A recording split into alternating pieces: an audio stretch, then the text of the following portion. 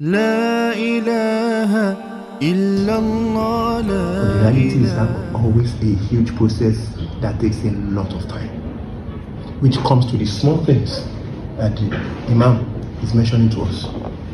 I have a book that I want to show you. I don't know how I just forgot it. I put it in my bag. I don't know how I forgot it. The title of the book is Atomic Habits. Atomic Habits. It details how human beings form habits. That kind of book is a book that you will never see in schools, but will teach you way more than what you went for degree or anything to go and do. And I always say it anytime I have the time, the world is changing so fast that AI is in the middle of it. What is happening now is that I don't have a lot of young adults here that have finished university.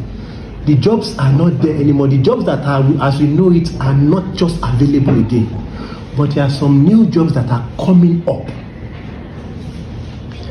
And what they call middle class, people who have and people who don't have. People who have money are going to continue to have a lot of money. People who don't have money are going to have lesser money. It's already happening in Nigeria. 2 years ago, when you go to the market, even to buy food only, the amount of increase that has been on food is not commensurate with the amount of increase that everybody can, whatever you are earning is. So to a very large extent, a lot of that have been reduced to just be surviving.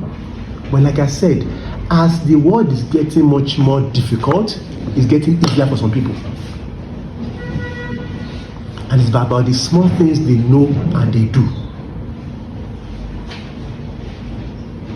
And there's nobody you see out there, that doesn't have what they are hoping that God will do for them, no matter how rich you think they are. So number one, don't ever think that when you get rich or you have money, you are going to have less problem. It doesn't work that way.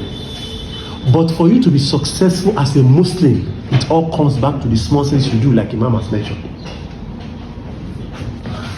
This research shows that if you improve in anything every day by 1% only, after 1 year, you are going to be 37 times better in that same thing. And the easiest example I can give all of you is Quran memorization. If you improve by 1% every year, you will be 37 times better than where you start from. Every day where you start from per year. And that goes for every habit, every good habit or bad habit that we all engage in. One of the words we deal with is double-edged sword. Habit creation, the small things we do, is a double-edged sword. It can actually work for you or against you. And we call the economy we have today as the attention economy. What does that mean?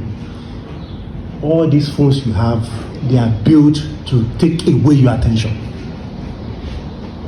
So no matter how much time you spend or how little time you spend on it, it's crafted to actually make you waste your time. So to go back to the Sirah of the Prophet, I don't know whether we've heard before that when they come to Mecca to do Hajj, before Hijrah, the Prophet used to sit down with Fatima and say, please, point to me at the people you see that are coming for Hajj. Why? So that you can move closer to them to do dawah. The Prophet was relentless. He did not relent when he was doing dawah, which was a small act that was ongoing for years. What happened? The people that used to come from Medina, one of them, out of, we don't know how many people that the Prophet has done dawah for, they now came back to say, yes, we want to now accept your Islam. The Prophet sent one of the Sahaba. Who is the Sahaba that the Prophet sent? Do we know? Musab ibn Umayr, to go and teach them Islam. These people said they want to accept Islam. Before the Prophet did the migration, it was about, I don't know whether it's 1 year or 2 years. Mustafa bin Umair was in Medina before the Prophet Muhammad. For 2 years. There's nothing good you want to do that doesn't take time. But it is broken down to every small thing you do. Anybody that you see that is successful today, that is what they do. I said it in the last meeting. The difference between Muslims and non-Muslims is not that Muslims will have a lot of money and non-Muslims will not. In fact, today, a lot of non-Muslims have a lot of money. The only difference is how we treat whatever Allah gives us. Okay? And what success, what money does is actually to give you enough room to worship Allah the way you want. If you don't have money and your family is starving, yes, Sharia might say that yes, you can do some things that might not be halal. But a good Muslim should never be comfortable with that. So you can always preempt that and work towards not being broke. And the best time for you to start is yesterday. The second best time for you to start is now. So do never underestimate the power of doing small things. Look at it. When you want to do your BSc or your SSc, whatever it is bit by bit that you have to read. You read a page a day, you read half pages a day, even the Quran that you are memorizing. What happens to you when you start memorizing 1 line, 2 lines? It continues to increase because you are consistent with it. But today, you have to build new skills that will serve you better in the new economy that is coming, to even be a better Muslim, because the system we had before has tricked us to thinking that yes, the best thing for us to do is to go to school, get a degree and look for a job. As Muslims, we are not built for that. We are built to look at the environment, look at how we can improve the environment. And for you to be successful, it is simple, but it's not easy. What you need to do to be successful in this world, it is simple for you to understand. What is to understand?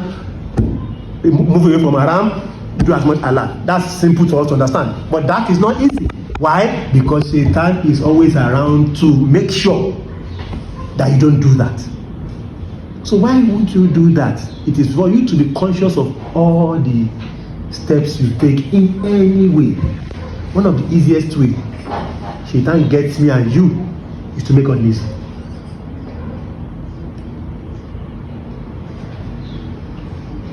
It might not appear to us that it's haram.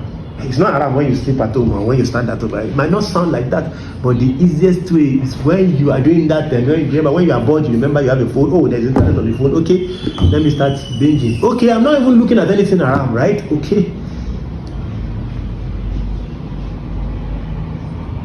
But there is something called dopamine,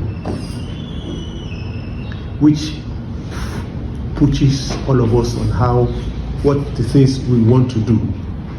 What our phone does for us when we are watching those comedy is to increase the dopamine in our brain. So that's why we want to continue to watch. And when we continue to watch, you know what happens? You will find it very difficult for you to do something that is reasonable in reading a book and understanding. Because the dopamine works like, it's the same way when you binge on your phone, it's the same way like somebody that is drinking alcohol. The way the brain works is the same way that somebody that is watching haram things on the phone. It's the same way your brain works. Oh, this thing is good, I like the way it works, okay, I just want to continue to watch it. So they built the system on the phone or on books or whatever to make sure that it creates more dopamine for you to continue that. And dopamine doesn't tell you whether these things are halal or haram. It just says that okay, my brain likes it. That is why again you go to one of the smallest verses of the Quran. قل أعوذ برب الناس ملك الناس إله الناس من شر الوسواس الخناس الذي يوسوس في صدور الناس. We are praying to Allah against the evil of our soul. Allah has put it there. Now it's for you to decide whether you want to do good or you want to follow the evil. We all have tendencies to do good and evil, and that is our test. But to create good habits is what we need to really look into. Habits that serves us in every aspect of our lives. As Imam has mentioned, really, again, because we have the privilege of have gone to Islamia, we understand what Quran is.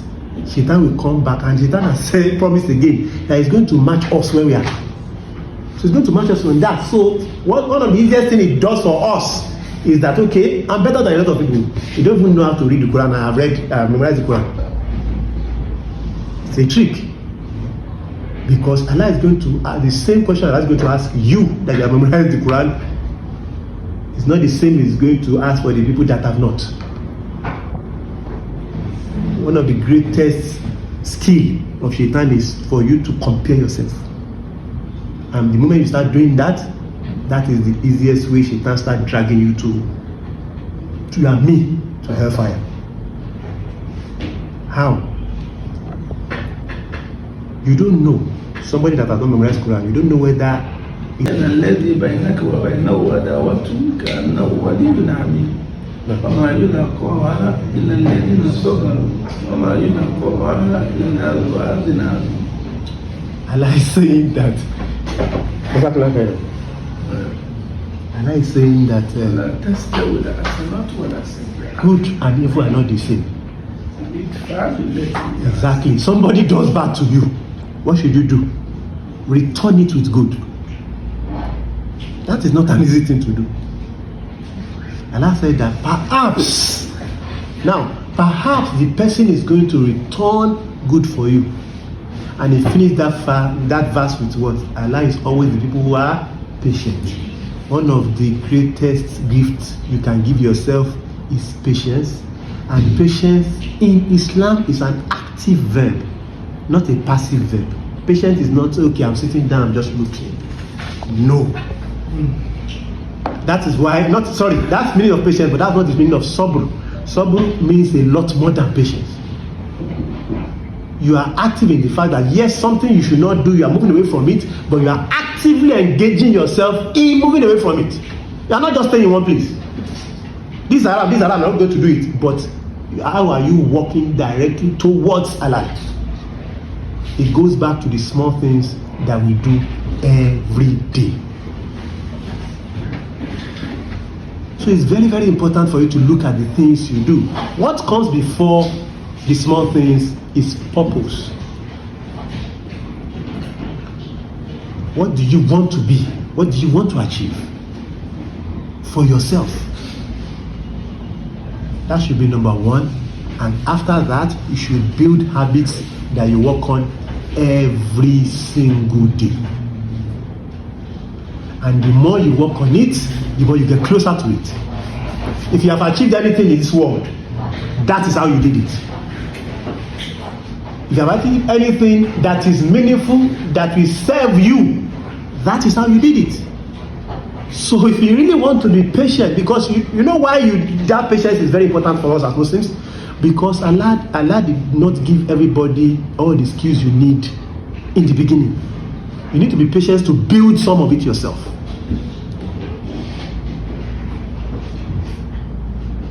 So you need to know what are the skills you want to build for yourself. What are the skills that you can see that you are better off. When you stand between your friends, you are better off. Okay, now what am I going to do with this skill? Anybody that you see that is doing something good in this world has worked on the skills that they see that yes, they have, and some skills sometimes they don't have, they built it over time. So that's what they say in the world of work. They always say that the person that's willing to work hard will always be the person that is talented. The fact that Allah has given you something that makes it easy for you doesn't mean that you are going to be the most successful person in it. but it is now working towards it now will always make you different. You can see how it's easier for us to relate to the Sirah of the Prophet about those events, but we don't talk more about the things that build up to that before the Prophet made Hijrah. The Prophet and all the Muslims were banished to a place called Shibud Ibu Talib, between two valleys. They have nobody was transacting any business with them for almost I think 2 to 3 years. Yes. Nobody, that they were eating grass. Yeah, of boycott. When you want to build anything successful in this world, that process will likely happen, especially the skill that will serve you in going forward. But like I said, it comes back to the small things you do regularly. So how are you building patience? Regularly. Not just by just sitting, by engaging with something that you know that needs your patience. The easiest way for you at this your age is your siblings. Your siblings are the closest to you that might test your patience. How are you dealing with that? That is a privilege that Allah gave you that will make you a better person. Go and look at most people that they are one only. They always say that to a very large extent, if they are not careful, they become spoiled. Why? Because when they are growing up, they didn't have the opportunity to engage with your sibling that you will disagree with. And then you have to come and agree. Your sibling that you might fight with, that you need to still do something together. You need to still negotiate, okay, who is cleaning the house, who is not cleaning the house. Okay, I'm not doing it now, I'm not doing it now. Even if for days you might not talk to each other, you have to engage with your parents. And again, that's Allah has told us that engaging with family is actually ibadah. So you're not doing your sibling any favor when you engage. You're actually doing yourself a favor by getting reward from Allah and by being a better person, by building your own patience. You know some things that you cannot engage your siblings for. You know some things, okay, not that. You know some things that you might engage your siblings for that you know that might be difficult.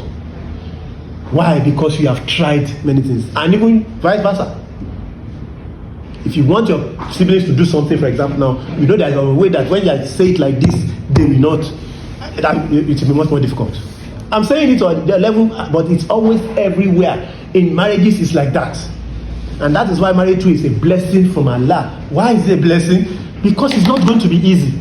Two human beings coming from two different backgrounds, having to work together to build children is never going to be easy. So when two people that are supposed to work together are disagreeing, it's a blessing from Allah if you do it the right way. When you get out there too and you want to start dealing with the world, it now becomes back to how much of these skills you have built for yourself within the home. That's one of the big advantages of people that come from big family. You will have people that are easily angered. You have some people that are too soft. You have some people that you have a lot of characters that you have to deal with going up. It builds character in you that you can use when you get out. Working with your friends, if you are the kind of person that your friends cannot work with, then you start looking at yourself that, okay, what exactly is wrong with me? It will take you to the world out there. In the world that you are going to live and I'm going to live, you cannot be alone.